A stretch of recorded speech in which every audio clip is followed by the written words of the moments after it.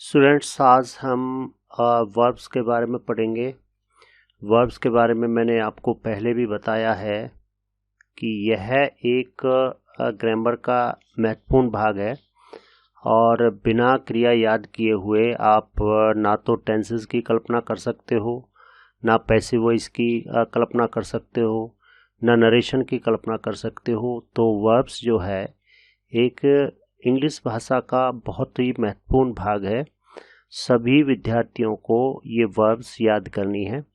मोटे तौर पे मैं बता देता हूँ आपको कि वर्ब्स जो होती हैं वो दो प्रकार की कैटेगरी में हम डिवाइड करते हैं। एक होती है रेगुलर वर्ब और एक होती है इर्रेगुलर वर्ब। और स्टूडेंट, रेगुलर वर्ब वो होती हैं जिनकी हमें सेकंड और थर्ड फॉर्म याद नहीं करनी पड़ती हैं। जस्ट उनमें हमें डी सेकंड फॉर्म में और थर्ड फॉर्म में डी या ईडी लगाना पड़ता है। तो इसलिए इनको हम रेगुलर वर्ब्स कहते हैं। जैसे आस्क, सेकंड फॉर्म बनेगी इसकी आस्क्ड और थर्ड फॉर्म बनेगी इसकी आस्क्ड। ये रेगुलर क्रिया होती हैं क्योंकि इनको हमें बनाने में कोई अलग से कोई रूल नहीं लगाना पड़ता, केवल हमें ये याद रखना पड़ता है कि बस डी और ईडी आती है, इसलिए इनको रेगुलर वर्ब्स बोला गया है। इरेगुलर वर्ब्स वो होती हैं जिनकी सेकंड और थर्ड फॉर्म डिफरेंट होती है। जैसे एग्जांपल के तौर पर गो, वेंट, गॉन। अब यहाँ पर आपने देखा कि वेंट और गॉन दोनों ही डिफरेंट फॉर्म हैं, इसलिए ये वर्ब हमें रटनी पड़ती हैं। इंग्लिश के अंदर ये तकरीबन 175 वर्ब्स के आसपास हैं जिनको हर स्कॉलर याद करता है और आपको भी ये बारीकी से याद करनी है। स्टूडेंट्स, इसके अलावा मैं जो आपको बताना चाहता हूँ, जो मैं आपको पीडीएफ प्रोवाइड करा रहा हूँ, उनमें 5 प्रकार की फॉर्म दर्शाई गई हैं और ये पांचों प्रकार की जो फॉर्म्स है वर्ब्स की, वो बहुत ही अच्छी तरह से आपको देखनी है। जैसे एग्जाम्पल के तौर पर एक मैं क्रिया लेता हूँ गो। इसकी ये प्लूरल फॉर्म होती है। जो भी क्रिया अपने फर्स्ट फॉर्म में होती है वो प्लूरल फॉर्म में होती है, यानी कि इसमें एस या एस नहीं दिखाई देगा। जैसा नेचुरल होती है वही क्रिया प्लूरल होती है। दूसरा, इसकी जो फॉर्म बनती है ये होती है गोज, ये सिंगुलर इसकी फॉर्म होती है। फिर इसकी सेकंड जो फॉर्म होती है वो होती है वेंट और थर्ड फॉर्म होती है इसकी गॉन और चौथी फॉर्म जो होती है इसकी गोइंग। स्टूडेंट्स, यहाँ पर ध्यान देने की बात यह है कि इस सिंगुलर फॉर्म को, इसको हम सिंगुलर फॉर्म कहते हैं। ये जनरली प्रेजेंट इंडेफिनिट टेंस में यूज होती है, आपने देखा होगा, और ये इसकी वर्ब की प्लूरल फॉर्म होती है। यानी कि वर्ब अपने नेचुरल रूप में, जो प्राकृतिक रूप होता है, वो प्लूरल अवस्था में होती है। इसमें एस या एस लगा करके इसको हम सिंगुलर में कन्वर्ट करते हैं। जब हम टेंस सीखेंगे तब इस रूल का बहुत ज़्यादा उपयोग किया जाएगा, इसलिए आप इसे ध्यान रखें। अब आपको जो याद करनी है वो गो करना है। आपको जो याद करनी है वो आपको फर्स्ट फॉर्म याद करनी है, ये वाली, एंड सेकंड फॉर्म याद करनी है, ये वाली, और थर्ड फॉर्म याद करनी है, ये वाली, और चौथी फॉर्म भी आपको बोलनी है, याद करनी है। और अपनी नोटबुक में ये पांचों ही फॉर्म आपको लिखनी है। आईएनजी वाली मैं क्यों बता रहा हूँ? आईएनजी वाली मैं इसलिए बता रहा हूँ कि स्टूडेंट्स, आप स्पेलिंग लिखते समय बहुत ज़्यादा गलती कर जाते हैं। अक्सर मैंने देखा है कि कोई स्टूडेंट कम है और इसमें आईएनजी लगा रहा तो वो इस तरह से लिख देता है, जो कि गलत है। आईएनजी लगाते समय अगर किसी भी क्रिया के अंत में ई है तो वो हट जाता है, इसलिए इसमें सीधा हमें इस तरह से लिखना चाहिए, कमिंग। और इसके अलावा स्टूडेंट्स जो है कुछ क्रियाएं ऐसी होती हैं जिनका आईएनजी लगाते समय लास्ट वाला जो अल्फ़ाबेट है, वोवल या कॉन्सोनेंट जो भी आ रहा है, वो डबल हो जाता है। एग्जाम्पल के तौर पर जैसे मैंने लिया यहाँ पर बिगिन, अब इसको अगर हम आईएनजी इसमें लगाएंगे तो देखिए क्या परिवर्तन हो जाता है। बहुत से स्टूडेंट इसको ऐसे ही लिख देंगे BEGNING, और जबकि ये लिखना इस तरह से चाहिए BEGINNING, यानी कि डबल एन आता है इसमें। तो राइट स्पेलिंग ये है और गलत ये है। तो इन सब चीज़ों के आपके एग्ज़ाम के अंदर जो है मार्क्स कटते हैं, इसलिए ये आईएनजी वाली क्रिया भी देखनी बहुत ज़रूरी होती है। बहुत से स्टूडेंट सोचते हैं कि केवल फर्स्ट फॉर्म आईएनजी तो लगानी है, इसको क्या याद करते हैं। मोस्टली किताबों में भी केवल 3 ही क्रिया दे रखी हैं, ये आईएनजी वाली नहीं दे रखी, गोज वाली नहीं दे रखी, किस में एस लगता है किस में ES लगता है ये भी नहीं पता चलता। तो स्टूडेंट्स हमको ये पांचों जो फॉर्म्स हैं, 5 फॉर्म्स ऑफ द वर्ब्स, ये हमको बारीकी से देखनी है और इनको अपनी कॉपी में भी नोट करना है। अब हम थोड़ा सा PDF पर नज़र डालते हैं। ये क्रियाएं हैं स्टूडेंट्स, आप देख रहे हैं यहाँ पर किस तरह से इनका जो है 5 फॉर्म दिया हुआ है। जैसे अराइज है, अराइजेज है, अरोज है, अरीजन है, अराइजिंग है। इनको इसी तरह से पढ़ना भी है। अगर आप इनको पढ़ोगे नहीं तो आपको अच्छी तरह से उच्चारण क्लियर नहीं होगा।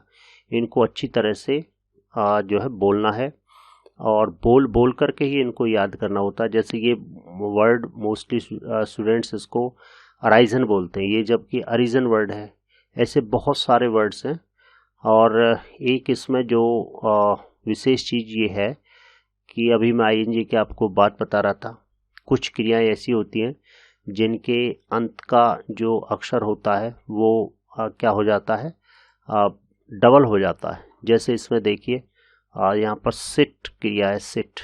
अब सिट को मोस्टली स्टूडेंट्स जो लिखेंगे सिट को इस तरह से लिख देंगे SITING, जो कि गलत है। आपको जो याद करनी है ये चीज़ याद करनी है।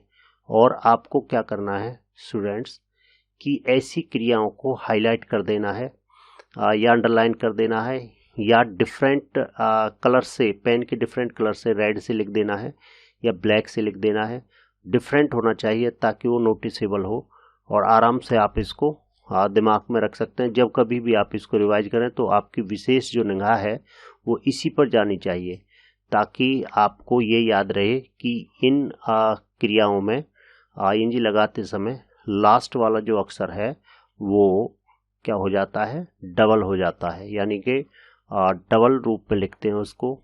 ऐसे ही इसमें और बहुत सारी क्रियाएं हैं, देखना है आपको बारीकी से।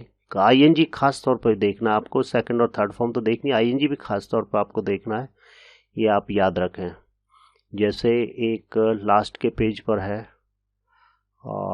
हम देखते हैं इसमें, जैसे ये है, ये टोटल ही पेज उन क्रियाओं का दर्शाया गया है जिनमें ING लगाते समय लास्ट का जो कॉन्सोनेंट, ज़्यादातर कॉन्सोनेंट दे रखा है इसमें, लास्ट का जो कॉन्सोनेंट है वो जो है डबल हो जाता है। वैसे मैं इसके बारे में आपको एक नियम बता दूं कि आप बारीकी से देखें, आपको पता चल जाएगा कि इसके पीछे क्या लॉजिक है। लॉजिक ये है स्टूडेंट्स, जैसे आप यहाँ पर देखिए हिट शब्द है, ये टी से पहले, यानी कि ये तो है कॉन्सोनेंट और इससे पहले वोवल आ रहा है। तो जब कॉन्सोनेंट से पहले वोवल आ रहा हो इस तरह से, तो ING लगाते समय कॉन्सोनेंट डबल हो जाता है, यानी कि हिट का हिटिंग हो जाएगा, HITTING हो जाएगा। ऐसे निट है, ऐसे ही ये लेट है, ऐसे पुट है, ये सारे कॉन्सोनेंट आ रहे हैं। कॉन्सोनेंट आने के कारण, सॉरी, ये वोवल आ रहे हैं कॉन्सोनेंट से पहले, तो जब कॉन्सोनेंट से पहले वोवल आते हैं तो जो है कॉन्सोनेंट डबल हो जाते हैं। बहुत से बच्चे सोच रहे होंगे कॉन्सोनेंट क्या है। देखिए 5 वोवल होते हैं, ए, ई, आई, ओ, यू। ये 5 वोवल को छोड़ करके जितने शब्द हमारे अल्फ़ाबेट में बच जाते हैं, टोटल 26 ABCD होती हैं, तो ये 5 तो हमारे हो गए वोवल, राइट। और जो बच जाते हैं शेष 21 वो होते हैं हमारे कॉन्सोनेंट। तो स्टूडेंट्स, कॉन्सोनेंट से पहले अगर कोई वोवल आ रहा है, लेकिन ये ऐसा कोई हार्ड एंड फास्ट नियम भी नहीं है। अब यहाँ पर देखें, ये डी है, ये कॉन्सोनेंट आ रहा है, और ये जो है वोवल आ रहा है, लेकिन इसमें डबल डी नहीं लगती। मोस्टली क्या होता है कि जो सिंगल सिलेबस का शब्द है, सिंगल सिलेबल का मतलब होता है सिलेबल, मैं एक वर्ड यूज कर रहा हूँ सिलेबल, यानी कि जो एक बार में ही जिसका उच्चारण बोला जाता है, जैसे read, put, let, hit, cut, shut, ये एक ही झटके में जो बोला जाता है शब्द, जिसकी डिवीजन नहीं होता बोलते समय, उनको सिंगल सिलेबल का शब्द कहते हैं। सिंगल सिलेबल वाले शब्द में यही नियम चलता है। ये आप बारीकी से देखें, जितने भी शब्द हैं ये जो सिंगल, उसमें जैसे सेट है, एक बार में बोल दिया मैंने, तो इसके 2 डिवीजन नहीं हुए। अब स्प्रेड, सिप्रेड, अब इसमें देखिए स्प्रेड, 2 साउंड बन गए, सिप और रैड, तो स्प्रेड, इसलिए इसमें नहीं चलेगा नियम, अकेले वाले में चलेगा, यानी कि जो सिंगल सिलेबल में बोला जाएगा। जैसे ये शब्द है, ये शब्द है, ये है, तो इनको आप बारीकी से अच्छी तरह से देखेंगे और अपनी स्पेलिंग की मिस्टेक से भी बचेंगे, और प्लस आप इनको अच्छी तरह से याद करेंगे तो आपको टेंस भी अच्छी तरह से क्लियर होंगे, और जो है पैसिव वॉइस भी अच्छी तरह से क्लियर होंगी, और आपको नरेशन वगैरह बनाने में भी बहुत ज़्यादा हेल्प मिलेगी। इसलिए आपसे आप इन चीज़ों को बारीकी से देखें। दूसरा, इसमें एक विशेष और भी चीज़ है, हम एक बार ब्लैक बोर्ड पर चलते हैं। दूसरा क्या है इसमें स्टूडेंट्स, कि कई बार क्या होता है, ये भी बहुत ध्यान देने की चीज़ है, और ज़रूर देखिए इसको।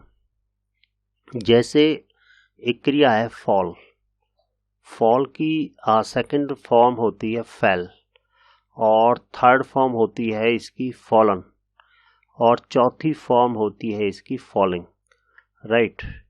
अब फॉल का मतलब क्या होता है, गिरना, ठीक है। लेकिन अंग्रेजी में एक अलग से एक और क्रिया होती है जिसका नाम ये है फेल। अब यहाँ पर एक कन्फ्यूजन क्रिएट कर देती है। फॉल की सेकंड फॉर्म भी फेल होती है, लेकिन यहाँ पर अर्थ अलग है। यहाँ पर फेल एक अलग से ही क्रिया होती है जिसका अर्थ होता है गिराना। फॉल गिरना होता है, फेल का मतलब गिराना होता है। इसकी जो सेकंड जो फॉर्म होती है वो होती है फेल्ड, थर्ड फॉर्म क्या होती है इसकी, फेल्ड, और चौथी फॉर्म इसकी होगी फेलिंग। फीलिंग नहीं है ये, फेलिंग। तो स्टूडेंट्स, इनको बहुत बारीकी से आपको देखना है कि किस तरह से बहुत सी अनेक क्रियाएं, ऐसी 3-4 क्रियाएं कि जिनकी सेकंड फॉर्म यहाँ पर फर्स्ट फॉर्म हो जाती है इधर, और फर्स्ट फॉर्म का वहाँ पर अर्थ बदल जाता है, क्योंकि ये शब्द ही अलग है। इसका और इसका आपस में कोई मैच नहीं है, ये शब्द अलग है और ये शब्द अलग है। तो इन सारी चीज़ों को आप बारीकी से देखेंगे। तो इन चीज़ों को अगर आप अच्छी तरह से देख लोगे तो अंग्रेजी में काफ़ी गलतियों से आप बच जाएंगे, और मैं आशा करता हूँ इनको 2 दिन के अंदर अंदर आप याद कर लोगे। धन्यवाद।